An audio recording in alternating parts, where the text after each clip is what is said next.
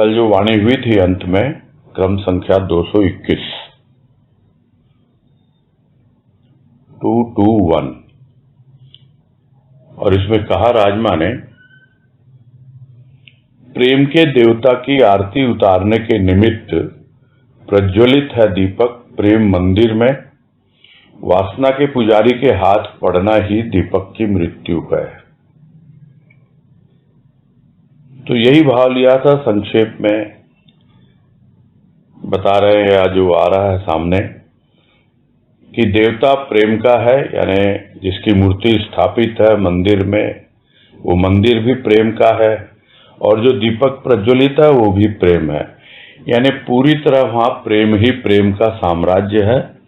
और ऐसे में जो पूजा करने वाला पुजारी है वो यदि वासना से भरा हुआ हो, यानी देह बोध से, स्थूल की कामनाओं इच्छाओं से भरा हुआ हो, तो स्वाभाविक है कि वो दीपक की मृत्यु होगी। मतलब वो प्रेम जो है बुझ जाएगा, जैसे दीपक बुझ जाएगा। यही इसका भाव लिया गया। आज है क्रमांक 222 222 और इसमें कह रहे हैं, स्थिर है दिल के दीपक की लौ अपने इष्ट के सम्मुख, यदि अस्थिर है तो समझो असत्य के सम्मुख आसीन है। वो जो प्रेम का दीपक है उसकी लौ भी स्थिर होनी चाहिए, बिल्कुल कांपना नहीं है उसने। जिसको बीवी जी ने एक लेख लिखा जिसका शीर्षक था निष्कंप दीप शिखा, और ये नंदन कानन करते हुए इस पर भी चर्चा हुई है। वो जो निष्कंप है, यानी कंपन नहीं है वो दीप शिखा, वही है कि स्थिर होना चाहिए वो दिल का दीपक जिसमें प्रेम की ज्योति जल रही है। उस प्रेम की लौ को बिल्कुल कांपना नहीं चाहिए, हिलना डुलना नहीं चाहिए अपने इष्ट के सम्मुख। और यह एक पहचान है कि किसके सम्मुख है, उस इष्ट के सम्मुख। वो इष्ट, वो जो देवता, वो कौन है? वो प्रेम है, प्रेम का देवता है, प्रेम का दीपक है, प्रेम की लौ है, और वो अपने इष्ट के सम्मुख बिल्कुल निष्कंप है, स्थिर है। इसका मतलब बिल्कुल सही दिशा में आगे बढ़ रहे हैं।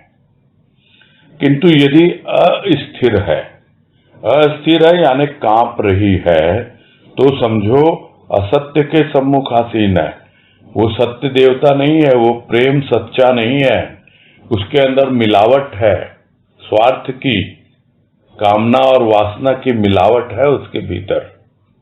इसलिए वो समझ में आता है कि अपने हृदय को देखते हैं, प्रेम का प्रदीप तो प्रज्वलित हो गया, किंतु उसकी लौ बार बार इधर उधर डोल रही है। तो समझ में आना चाहिए कि सही जगह पर तुमने उसको टिका नहीं रखा है। यह असत्य के सामने अपना दीपक तुमने जला रखा है, या तुम्हारे भीतर की भावना वो असत्य है, और इसके कारण वो दीप शिखा जो है वो कंपन कर रही है। आगे है क्रमांक 223 223। इसमें कह रहे हैं, छोटी सी भूल भी बन सकती है जीवन का शूल, चैन न लेने देगी जन्म जन्मांतर तक। भूल मत प्रभु को, नाड़ी की टहनी पर प्रवाहित प्रत्येक रक्त पुष्प को प्रभु के अर्पित कर, जीवन पुष्पवत हल्का हो जाएगा। यह तो सब जानते हैं कि छोटी सी भूल भी जीवन का शूल बन जाती है, कांटे की तरह चुभती रहती है कि मुझसे यह भूल क्यों हो गई। मैंने तो प्रभु को अपना जीवन सौंपा था, उससे प्रेम किया था, मेरे अंग प्रत्यंग में उसी का प्रेम और भाव प्रवाहित हो रहा था। वो रक्त जो था वो रक्त नहीं था जो नाड़ी में बह रहा था, वो बल्कि प्रभु का प्रेम बह रहा था। अब ऐसे में अगर वो भूल शूल की तरह चुभेगी तो क्या होगा? बिल्कुल भी चैन नहीं मिलेगा, इस जन्म में तो मिलेगा ही नहीं। आगे आने वाले जो भी जन्म हैं, यदि फिर से जन्म लेना पड़े तो जन्म जन्मांतर तक वो जो भूल है वो हमें पश्चाताप की आग में जलाती रहेगी, शूल बनकर यानी कांटा बनकर चुभती रहेगी। न जाने हमने कितनी भूलें की हैं पिछले जन्मों में, पता नहीं, किंतु जब संत के सम्मुख बैठते हैं, उससे प्रेम और भाव का संबंध स्थापित करते हैं, तो अपने आप पता लगने लगता है कि हमसे कुछ न कुछ किसी न किसी रूप में भूलें हुई हैं, और उन भूलों को दूर करने के लिए ही हम उसको याद करते हैं। और जब याद करते हैं तो अपने आप ही भूल को भूल जाते हैं, और नहीं तो फिर भूलें आ जाती हैं और हम उसको याद करना भूल जाते हैं। और यही तो है, उसकी कृपा होती है तब हम याद करते हैं, नहीं तो भूल जाते हैं। भजन की पंक्तियां याद आ रही हैं कि भूलों में भूल गए, यादों में याद है, यादों का हर पल प्रभु का प्रसाद है। उसका प्रसाद है, प्रत्येक पल जब उसकी याद बनी रहती है, और जिस क्षण भूल होती है वो शूल की तरह चुभती है और चैन नहीं मिलता। फिर याद करने बैठते हैं, फिर उससे क्षमा याचना करते हैं कि हमसे भूल हो गई। तो भूलना नहीं है, हमेशा प्रभु को याद रखना है। यही कह रहे हैं कि भूल मत प्रभु को। नाड़ी की टहनी पर प्रवाहित प्रत्येक रक्त पुष्प, यहां नाड़ी को एक टहनी का रूप बताया गया है। जैसे मूल से जुड़ा हुआ है तना, और तने से जुड़ी हुई है टहनी, और टहनी पे खिल रहा है फूल। टहनी यानी डाल, उस पे खिल रहा है फूल। तो यह जो नाड़ी की टहनी है वो जुड़ी हुई है मूल से, और उसमें प्रवाहित है, स्थूल रूप में नाड़ी में रक्त प्रवाहित होता है, सूक्ष्म रूप में उस नाड़ी में प्रभु का प्रेम प्रवाहित होता है। और प्रत्येक रक्त की जो एक एक बूंद है वो जब चुभती है, वो कांटा चुभता है उसमें, तो उसे प्रकट होता है वो पुष्प रक्त के रूप में, यानी वो प्रेम पुष्प प्रभु के चरणों में अर्पित होता है। मैंने एक भूल की, कांटा चुभा नाड़ी की टहनी पर, और वहां से रक्त की एक बूंद प्रकट हुई और उसने फूल का रूप ले लिया। अब भूल फूल बन गई, प्रभु के चरणों में अर्पित हो गई, और जीवन जीवन पुष्पवत हल्का हो गया।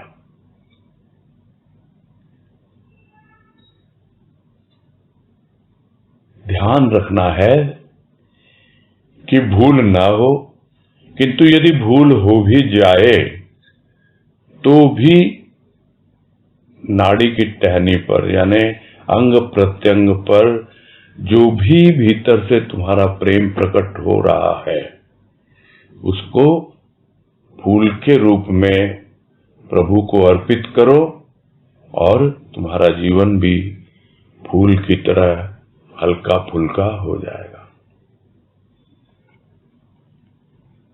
आगे है क्रमांक 224, 224।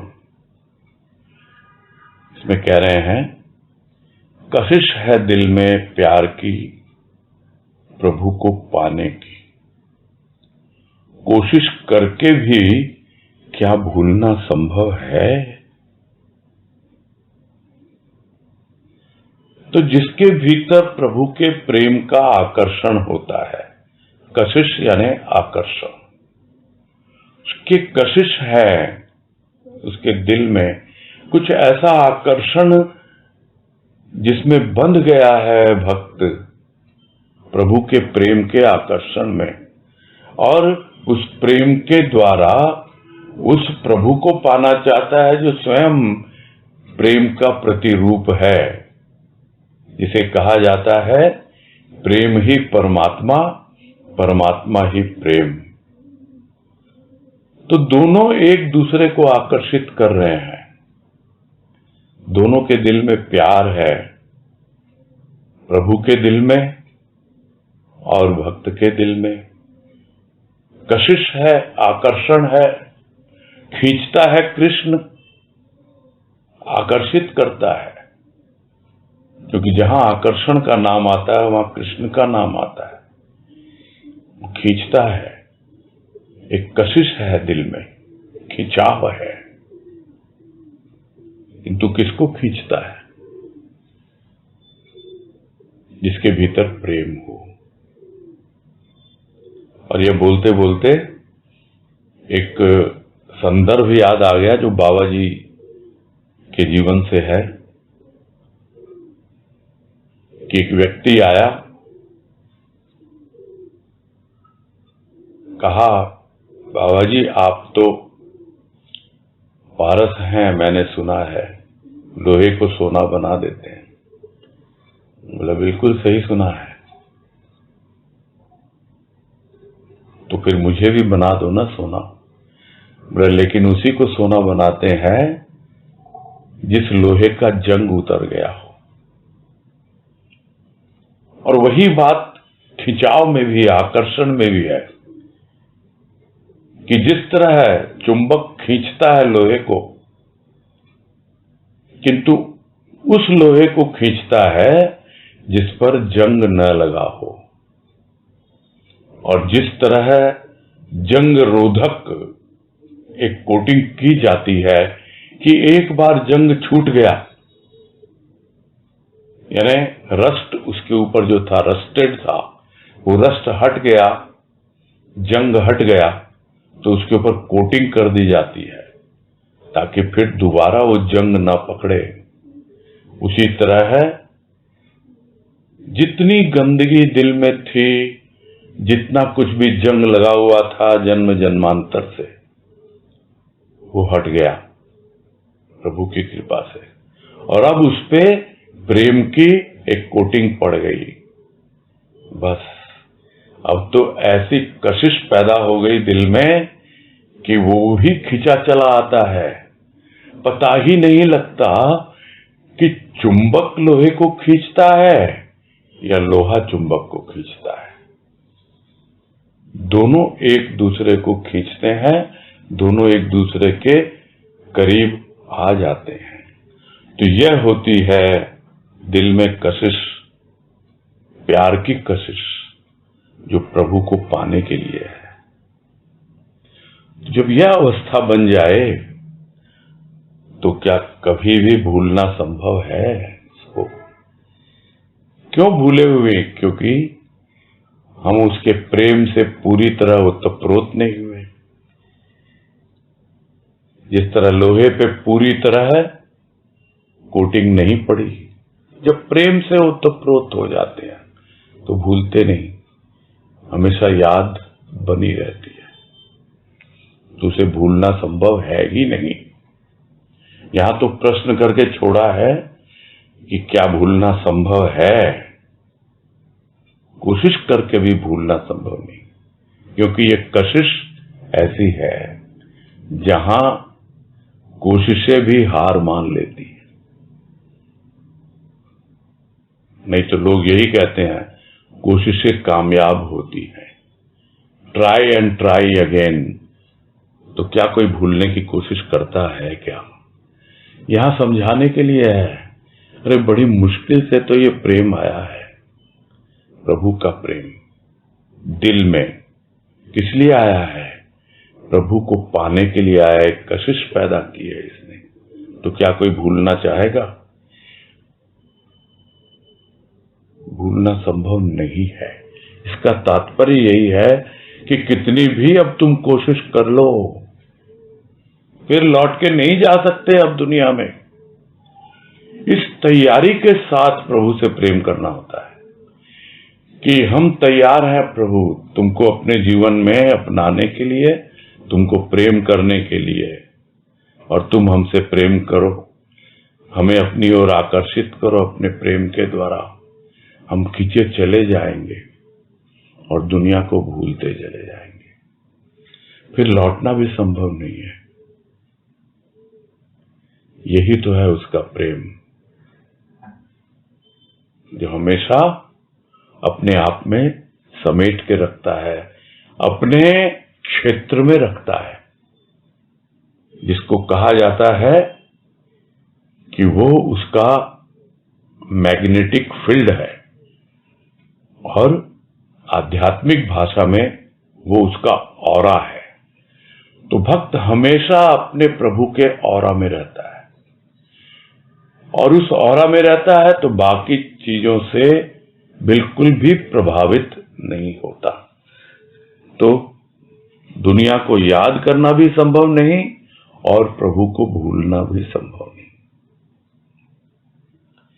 आगे है 225 225, और इसमें कह रहे हैं, आरोप न लगा कि मैं तुझे भूलना चाहती हूं।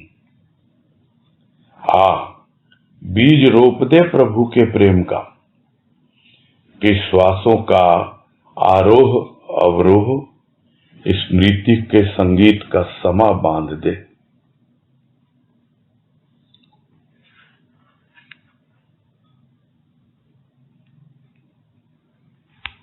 भूल तो गया, किसी न किसी कारणवश समझ में भी आ गया, ये भूल शूल की तरह चुभती है, चैन नहीं लेने देती।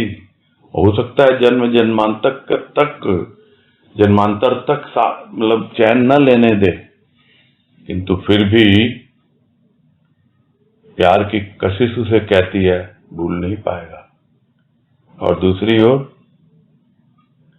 ये समझती है कि आरोप न लगा, यानी क्या उस कोई आरोप लगा रहा है कि तुम मुझे भूलना चाहते थे या चाहती थी इसलिए भूल गई? नहीं, जानबूझ के कोई भूलना चाहता है तो यही तो है, कोशिश करके भी क्या भूलना संभव है? नहीं, संभव नहीं है। कोशिश करके भी भूलना संभव नहीं है, तो अब क्या करें? आओ भाई, बीज रोप दो प्रभु के प्रेम का।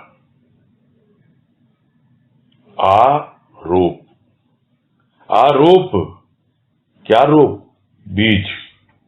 जैसे रोप मतलब बीज को आरोपित किया जाता है भूमि के अंदर, उसी तरह दिल के अंदर प्रभु के प्रेम का बीज आरोपित कर दिया जाए, यानी उसको रोप दिया जाए। बस अब जो श्वासों का संगीत चल रहा है, श्वास आ रही है, जा रही है, दिल धड़क रहा है, और ये पूरा जीवन है क्या? उसी प्रेम का, उसी भाव का एक संगीत बन जाता है। फिर भजन की पंक्तियां याद आ रही है, श्वासों की चाल धड़कनों की ताल बन गई, श्वासों की चाल धड़कनों की ताल बन गई, एक नृत्य को अस्तित्व के जैसा बना दिया। हमको प्रभु के प्रेम ने कैसा बना दिया, जैसी थी जिसकी भावना वैसा बना दिया। ये श्वासों की चाल है जो आरोह अवरोह जैसे स्वर होते हैं, आरोह यानी ऊपर जाने वाले, अवरोह यानी नीचे आने वाले। तो कभी तो इतनी जोरों से याद आती है जब ऊपर उठते हैं, और कभी जब नीचे उतरते हैं तो अलग रूप बनता है।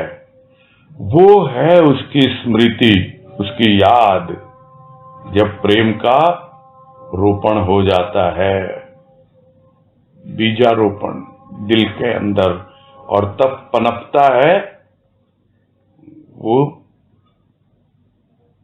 पौधा, वो पुष्प, एक रूप अलग हो जाता है जीवन का। और उसको देखकर अपने आप ही एक संगीत का समा बंधता है। समा का मतलब क्या? एक ऐसा भीतर में सुंदर वातावरण बन जाता है, एक ऐसा सुंदर दृश्य बन जाता है, बस वो स्मृति में पूरी तरह यादों में छा जाता है। तभी तो यादों का हर पल प्रभु का प्रसाद है। तो बीज रोप दे प्रभु के प्रेम का, रोप दे या रोप ले, जो भी उलाहना देने से नहीं होगा कि मैं तुझे भूलना चाहती हूं। किसको भूलना चाहता है? कोई किसी को भूलना नहीं चाहता। जिसने उसके भीतर प्रेम की जागृति की है, क्या कोई उसको भूलना चाहेगा? किंतु जब तक उसके प्रति प्रेम का रोपण न हो, बीजारोपण, तब तक तो वो आगे पनपता नहीं है। यही समस्या होती है। फिर जब एक बार हो गया बीजारोपण, फिर तो गाना गुनगुनाना, ऐसा ऐसा जीवन बन जाता है कि स्वरों का जो भी आरोह अवरोह होता है, जो भी आगे संगीत का समा, कुछ ऐसा बनता है कि बस स्मृति में पूरी तरह छा जाता है, यादों में बस जाता है। तो ये अवस्था होती है जब प्रेम भीतर प्रवेश कर जाता है। आगे है क्रमांक 226, 226। सत्य की गति ही है संगीत। संग मिला प्रभु का, सम्मुख है प्रभु, स्वतः फूट पड़ा गीत, वही संगीत।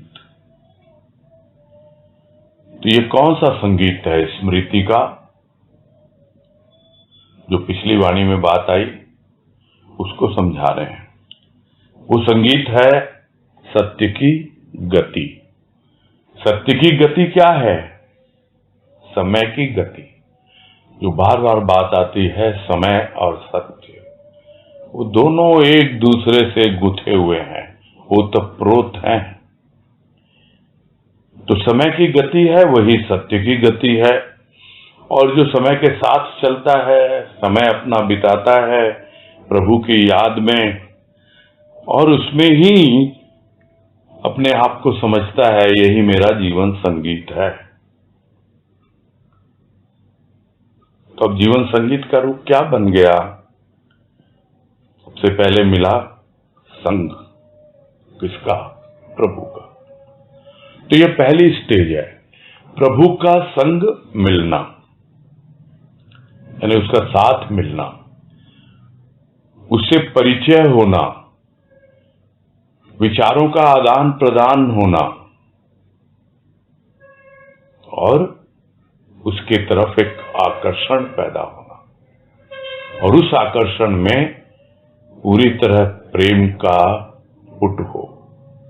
तब पता लगता है कि अब संग मिला है प्रभु का, और सम्मुख है मेरा प्रभु। हमेशा मेरे सामने है। पहले विमुख था, उससे दुनिया के सम्मुख था, अब प्रभु सम्मुख है और दुनिया से विमुख है। संग मिल गया प्रभु का, अब तो आगे बढ़ता चला जा रहा है, गाता है, गुनगुनाता है। यही तो है जीवन, और क्या है। गीत गाता चल राही गुनगुनाता चल। किसके गीत गाता चल? जो भीतर में तुम्हारे भाव उमड़ रहे हैं, जिस प्रेम के आधार पर तुम अपनी यात्रा कर रहे हो। हृदय प्रेम से पगा हुआ है और पग बढ़ रहे हैं उसकी राह पर।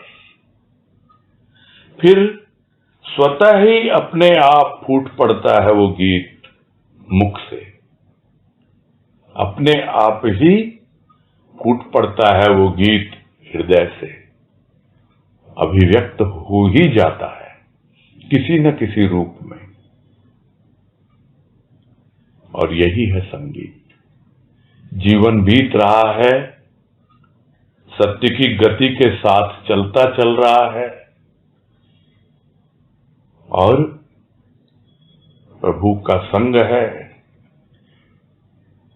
गा रहा है, गुनगुना रहा है और जीवन एक संगीत का रूप ले लेता है।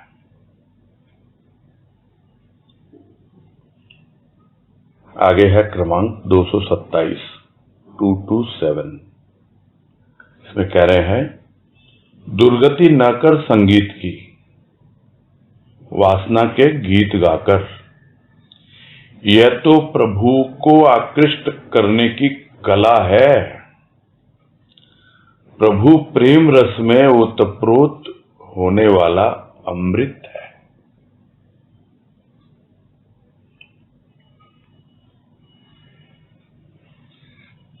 तो स्थूल रूप में तो कहते हैं कि भाई इसको आता नहीं संगीत, इसको गाना नहीं आता, इसको सुरों का ज्ञान नहीं है, इसको उतार चढ़ाव नहीं मालूम, संगीत का आरोह अवरोध कुछ आइडिया नहीं, कौन सी राग रागिनी कैसे होती है।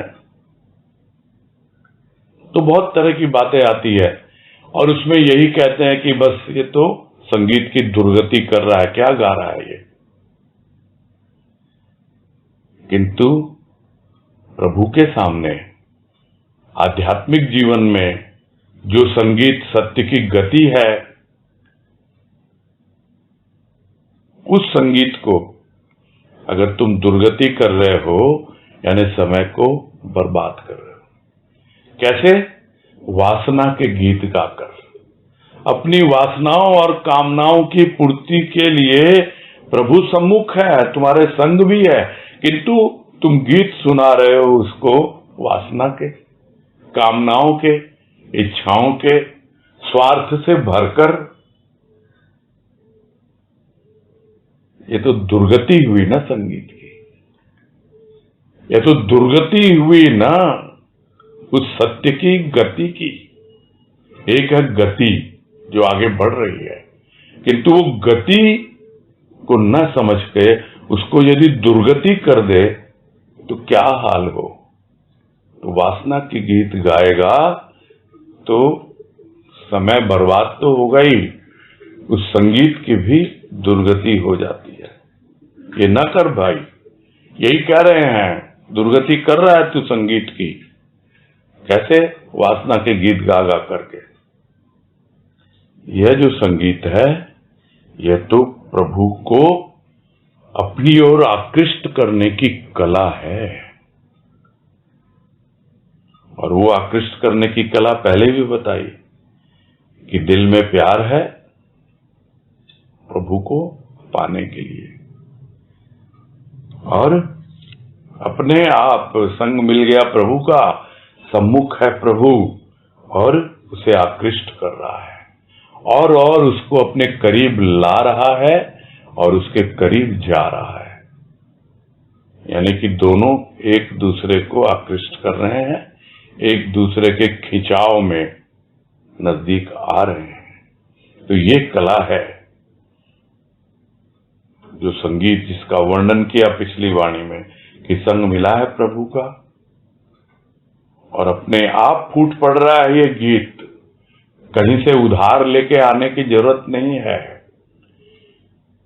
भले इसमें कोई शब्द हो या ना हो, भले कुछ हो या ना हो, कुछ पता ही नहीं लगता, अपने आप गुनगुनाने लगता है, गाने लगता है, आगे बढ़ता रहता है। यह मुंह से प्रकट हो या न हो, अपने भीतर ही भीतर उस गीत की गूंज सुनाई पड़ती है, और अपना प्रभु आकृष्ट होकर उसकी ओर चला आता है। और प्रभु कौन है? प्रभु तो है वही जो प्रेम रस में ओतप्रोत होता है। तो यदि तू वासना के गीत गाएगा तो प्रभु प्रेम रस में कैसे ओतप्रोत होगा? प्रभु तो प्रेम रस से ही ओतप्रोत होता है, और उस प्रेम रस को पूरी तरह अमृत बना देता है। यानी वो प्रेम जो रस के रूप में है वो अमर हो जाता है। जब अमर हो जाता है वही तो अमृत है। यानी वो प्रेम, वो भाव, उसको लेके जब तू आगे बढ़ता है इस राह पर, गाते हुए, गुनगुनाते हुए, और प्रभु को एकदम सम्मुख पाता है, आकृष्ट होता हुआ चलता चला जाता है अपने लक्ष्य की ओर, और पहुंच जाता है वहां। फिर देखता है वहां भी तो वही बैठा हुआ है, वही प्रभु जो मेरे संग मैं पहचान नहीं पाया था उस वक्त, अब पहचाना कि अरे यही तो वो अमृत है। जो प्रेम वो लुटा रहा था वही तो अमरता का बोध है, यही तो अमृत तत्व, आत्म तत्व है, यही तो आत्म भाव है, यही तो प्रेम जो परमात्मा है। तब स्पष्ट होता है भक्त को कि प्रभु प्रेम रस में ओतप्रोत होने वाला अमृत है, वो एक अमरता का भाव प्रदान करने वाला है। और नहीं तो फिर संगीत की दुर्गति होती है, यानी समय यूं ही बर्बाद होता रहता है। आगे है क्रमांक 228, 228, संसार से सन्यास। तेरी ही दुनिया को छोड़ दूं तो क्या तू प्रसन्न होगा? बच्चों से बैर करके मां से नाता जोड़ना क्या संभव है?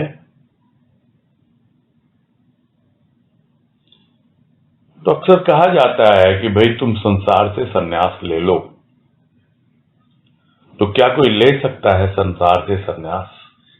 और कभी भी गुरुदेव ने तो कहा भी नहीं कि तुम्हें घर छोड़ना है, तुम्हें तो गृहस्थ में रहकर ही सब कुछ करना है। तो संसार से सन्यास नहीं लिया जा सकता। लोग लेते होंगे, किंतु प्रश्न उठता है भीतर, क्या संसार से सन्यास लेना है? फिर अपने आप ही भीतर वाला जवाब देता है, कहता है भाई ये दुनिया किसने बनाई है? तूने ही तो बनाई है ये दुनिया। तो तूने अगर दुनिया बनाई है और सन्यास लेकर के मैं इस दुनिया को छोड़ दूं, तूने ही तो मुझे दिए हैं ये सब बाल बच्चे, इतना घर परिवार सब कुछ। तो इस दुनिया को छोड़ करके क्या तू प्रसन्न होगा उससे? तुम्हारे तो दिए हुए ये सब। तो बच्चों से बैर करके मां से नाता जोड़ना क्या संभव है? तू ही तो मां है, पूरे संसार की मां है। मेरे घर संसार की मां तू ही है। मैंने तो सिर्फ एक निमित्त बन करके इन बच्चों को प्रसूत किया है, यानी पैदा किया है। वास्तव में जन्म देने वाला तो तू है। ये तेरे बच्चे हैं, तेरी संतान, और तू ही इनका पालन पोषण करता है। और फिर मैं अगर इनसे मुख मोड़ लूं तो क्या फिर तू प्रसन्न होगा क्या? तो बच्चों से बैर नहीं किया जा सकता, यानी दुनिया वालों से बैर नहीं करना। और फिर कोई सोचे कि दुनिया से बैर करके मैं मां से नाता जोड़ूंगा, यानी उस परमात्मा से, क्या यह संभव होता है क्या? परमात्मा से नाता जोड़ो, उससे प्रेम करो, और दुनिया से जो भी हो जैसी उसकी मर्जी, अपने आप सेवा होती रहती है बच्चों की। क्यों? क्योंकि हम समझते हैं कि ये प्रभु के दिए हुए बच्चे हैं, तुम्हारे ही बच्चे हैं। और यही तो उसका भाव है जो गुरुदेव बार बार वाणी कहते हैं कि प्रेम तू मुझसे कर, सेवा मेरे बच्चों की। जीवन मेरा यही तेरा समर्पण है, प्रेम मुझसे करना है और सेवा बच्चों की करनी है। वो बच्चे सब उसी के तो है, सभी तो उस संत की संतान है, उनकी तो सेवा होती है जब हम कुछ करते हैं। किंतु प्रेम उससे करना नहीं भूलना।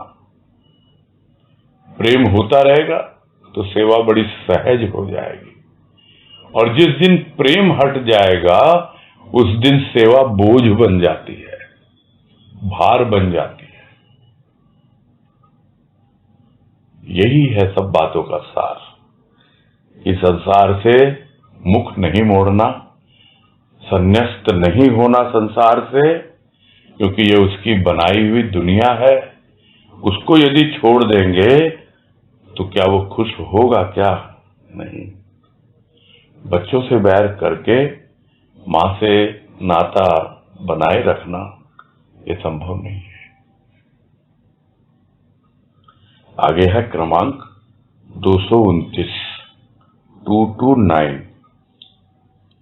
इसमें कह रहे हैं, बह रहा है भक्त निर्बाध गति से। क्यों? क्योंकि केवल विराट से मिलन ही ध्येय है।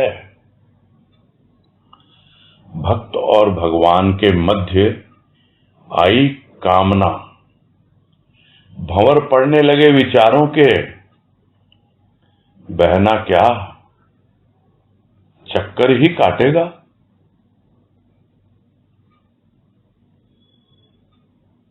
तो दो अवस्थाएं हैं। निर्बाध गति से बह रहा है, यानी कोई बाधा नहीं है। किस ओर बह रहा है? अपने प्रभु से मिलने के लिए, उस विराट से मिलने का ही उसका लक्ष्य है, वही उसका ध्येय है। और इस भाव को लेकर जब वो आगे बहता रहता है प्रेम प्रवाह में, भाव के प्रवाह में बढ़ता चला जाता है, तो उसकी गति बिल्कुल निर्बाध रहती है। निर्बाध यानी कोई बाधा नहीं आती उसमें, बहता चला जाता है, क्योंकि उसका लक्ष्य है विराट से मिलना। गंगा बहती जाती है, उसका लक्ष्य है सागर से मिलना। वैसे ही है, सब बहते चले जाते हैं भीतर। ये भीतर का बहाव है, ये भाव का बहाव है, उसका मिलन ही ध्येय है उस विराट से। तो कौन उसको बहा रहा है? उसका प्रेम और भाव। किंतु यदि भक्त और भगवान के बीच में स्वार्थ की भावना आ गई, यानी कामना वासना जो बार बार आती है बातें, वो अगर आ गई तो क्या बहाव उस ओर रहेगा? क्या उसकी गति निर्बाध है? यही बाधा बन जाती है। और यह बाधा बड़े विचित्र रूप में आती है। ये कामनाओं की बाधा कुछ इस रूप में आती है कि विचारों के भंवर बन जाते हैं। हम जानते हैं ना, भंवर गोल गोल घूमता रहता है,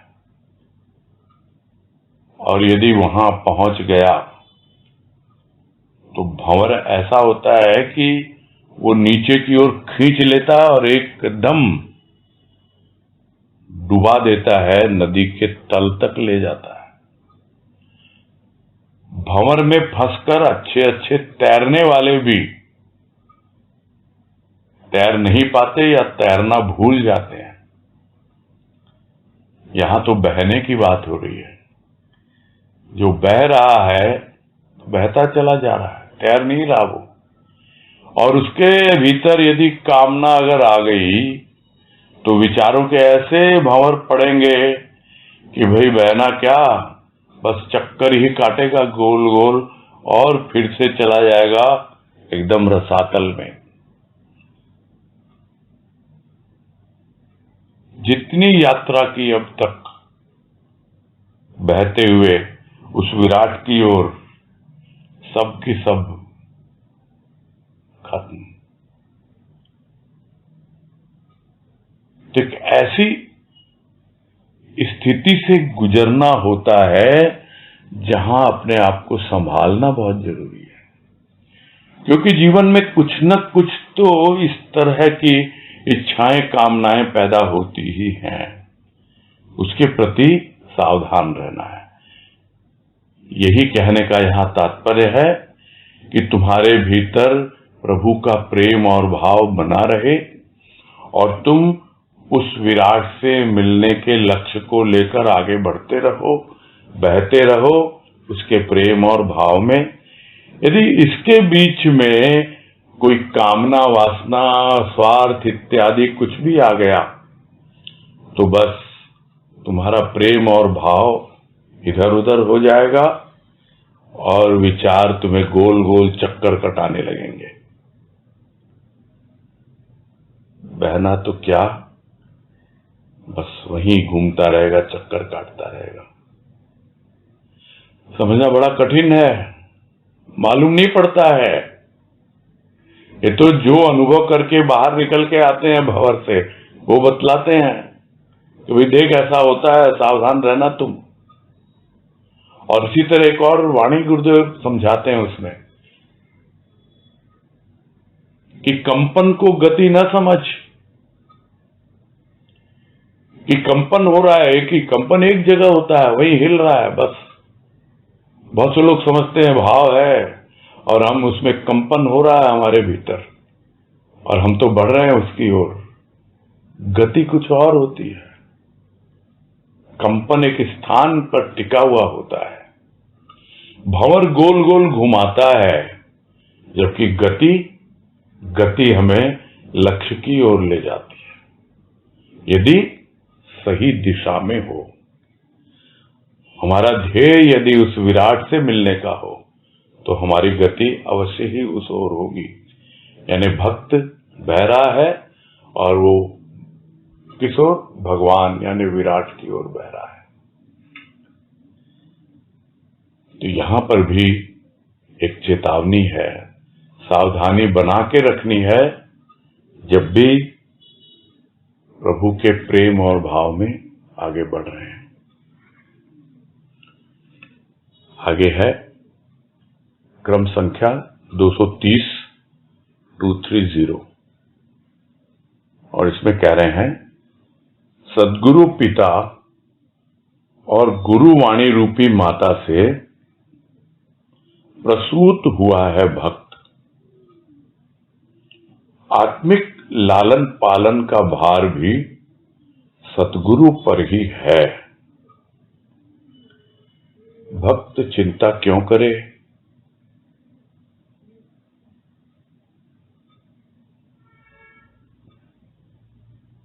और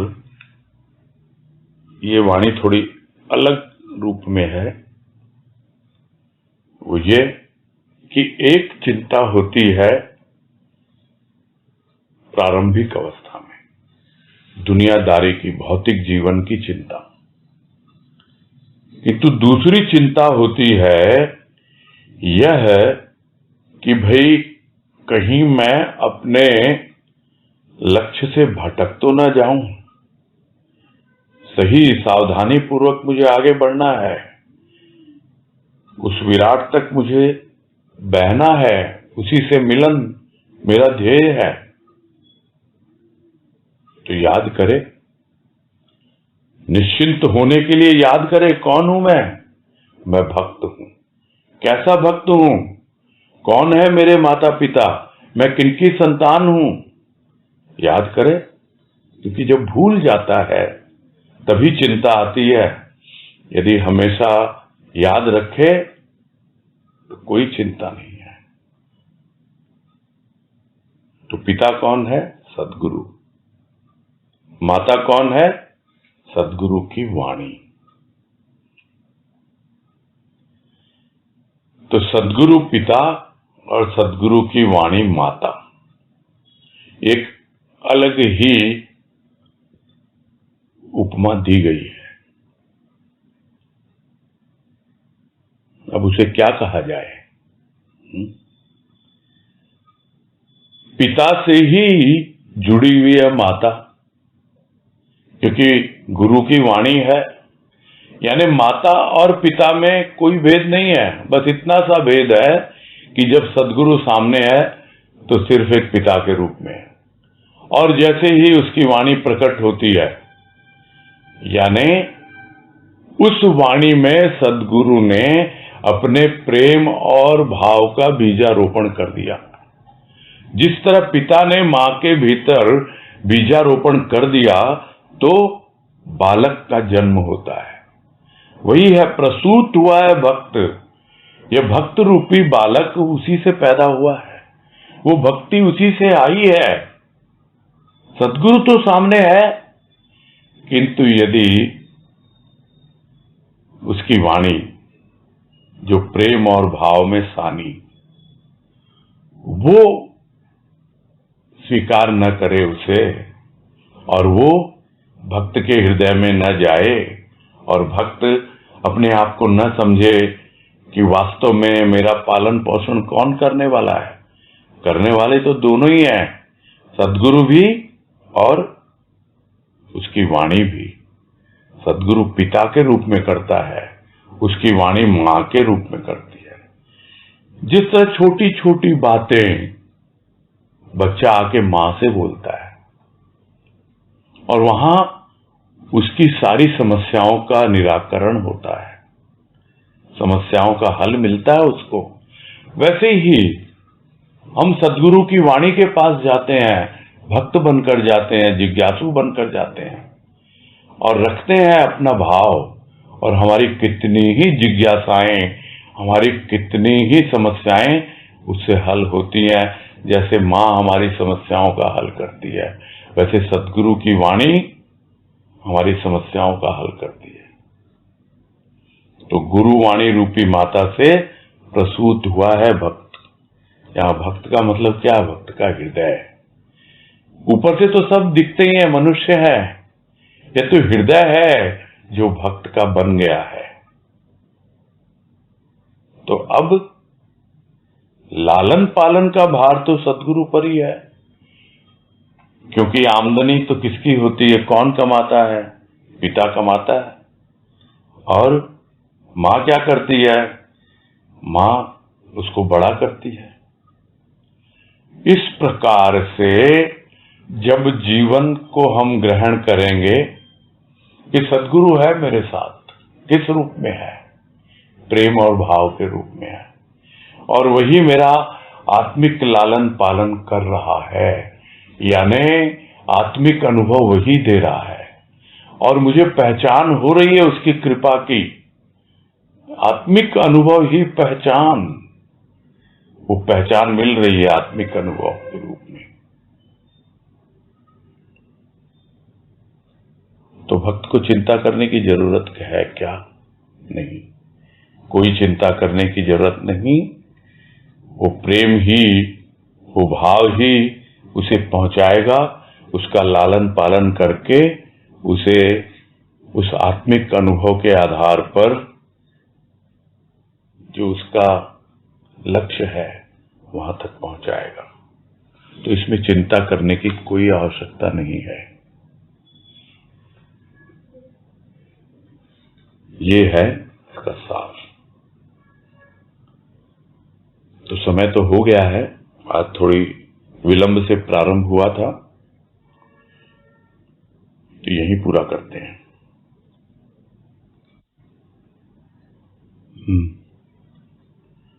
तो समय तो हो गया था, चलो ले लेते हैं तनुश्री शर्मा, क्या बोल रहे हैं, बोलो। प्रणाम भैया। हाँ नमस्कार, बोलो। ये जो लास्ट वाणी हुई, तो ऐसे बहुत बार लगता है कि पहली बात तो यही क्लियर नहीं होता कि हम वास्तव में भक्त अभी बने हैं या नहीं बने हैं, भक्त कहलाने लायक हम हुए या नहीं। दूसरी बात एक कि हम गलत डायरेक्शन में तो नहीं जा रहे हैं, कि चिंता रहती है तो हम कितना मतलब, क्योंकि हमने घड़ा नहीं जानता घड़ा कितना भरा है, वो वाली बात है। तो ये एक रहती है टेंशन, ये एक चिंता रहती है। नहीं, वो बहुत प्रारंभिक है। यहाँ पे चिंता है कि आप अपने लक्ष्य तक पहुंचोगे कि नहीं। आपने प्रभु के प्रेम और भाव को अपना लिया। सद्गुरु जो प्रेम और भाव का सूक्ष्म रूप है, और वो उसकी वाणी माता के रूप में वो लेके आती है, उससे जन्म हुआ है हमारे हृदय में, यानी हमारा हृदय भक्त का बना है, प्रसूत हुआ है का मतलब यही है, जन्म हुआ। एक नया जन्म है हमारा, वो शरीर का जन्म नहीं है, ये भीतर का जन्म है, ये है। तब उसके लिए चिंता करने की जरूरत नहीं है। और भौतिक जीवन में तो चिंता बनी रहती थी, और आप जिसकी बात कर रहे हो कि वो चिंता रहती है कि क्या होगा नहीं होगा, निश्चिंत नहीं हो पाते, तो वो तो बहुत बहुत शुरुआती अवस्था होती है। यहाँ जो बात है बहुत आगे की बात है, जब भक्त अपने लक्ष्य की ओर नहीं, इसका मतलब भाई भक्ति पूरी तरह से आई नहीं है, निश्चिंत तो होगा ही नहीं। फिर शुरू में निश्चिंत कैसे हो जाएगा? जब भक्ति पूरी तरह आएगी तभी तो निश्चिंत होगा। इसका मतलब ही है भक्ति पूरी तरह नहीं आई है। उसके बाद भी चिंता क्यों करे? चिंता क्यों करे? यानी आप अनुभव करते हो कि सद्गुरु मेरा पिता है, सद्गुरु की वाणी मेरी माता है। अगर इस बात को अनुभव करते हैं और आपका लक्ष्य क्या है, उस आत्मिक अनुभव को पाना, और वो लालन पालन कर रहे हैं, उसके बारे में चिंता नहीं करनी, ये कह रहे हैं। तो भैया एक्चुअली भक्त का क्या लक्षण है कि ये होगा तो वो भक्त है? लक्षण कोई नहीं बता सकता है। भक्ति के रूप भले ही बताए गए हैं, 9 प्रकार की भक्ति होती है, लेकिन लक्षण क्या होता है कुछ मालूम ही नहीं पड़ता। भीतर से अपने आप को ही मालूम पड़ता है, कोई आके बताता नहीं है, कोई बताने नहीं आता। वही तो बात है ना, वो माँ बनासा वाली, जो बाबा बोलते हैं तुम्हारा अंतःकरण ही साक्षी है, कोई नहीं बताने आएगा। जिसको कोई चिंता नहीं रही है, वो बस कैसे वो हाँ, वो तो होता ही है, वो समझ में आता ही है कि चिंता सिर पे लेके घूम रहा है, और अभी भी चिंता, इसका मतलब अभी तो सिर ही नहीं झुकाया उसके चरणों में। ये समझ में आता है। सिर पे क्यों होगी? गुरुदेव तो कहते हैं चिंता सिर पर या पैर पर। वो अपना पैर आगे बढ़ा रहे हैं कि चिंता डाल दे इस पर, और फिर भी नहीं डाला है, इसका मतलब क्या? सिर पे लेके घूम रहा है। अब वही मैंने कहा ना, ये तो बहुत शुरुआती अवस्था होती है। ठीक है। हरिओम भैया। हाँ, हरिओम हरिओम। पूरा करते हैं। हरिओम भैया जी। हाँ, हरिओम सबको हरिओम। हरिओम सबको हरिओम। प्रणाम भैया बाकी। हरिओम हरिओम सभी को हरिओम हरिओम।